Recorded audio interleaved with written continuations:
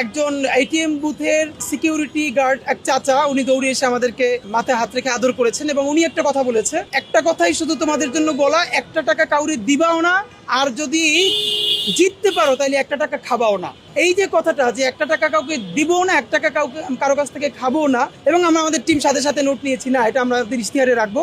যদি আল্লাহর রহমতে এবং জনগণ যদি আমাদেরকে নির্বাচিত করে সংসদে পাঠান, তাহলে আমরা এখন যে প্রচারণার জন্য ভোট কেনা তো দূরের কথা, আমরা কাউকেই 1 টাকা দিব না, কারণ আমরা জনগণের জন্য জনগণের পয়সায় নির্বাচন করছি। এবং আল্লাহ যদি আমাদেরকে ক্ষমতায়িত করেন, সংসদে পাঠান, তাহলে জনগণের জবানটাই আমরা সংসদে তুলে ধরবো, এবং তখন আমরা 1 টাকাও হারাম খাবো না।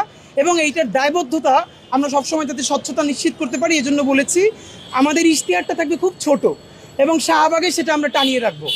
এইখানে যেইটা আমরা করতে পারবো আমরা টিক দিয়ে রাখবো, আর যদি কোনোটা করতে না পারি, আমরা কেন পারলাম না সেটার জবাবদিহি করতে আমরা দায়বদ্ধ থাকবো।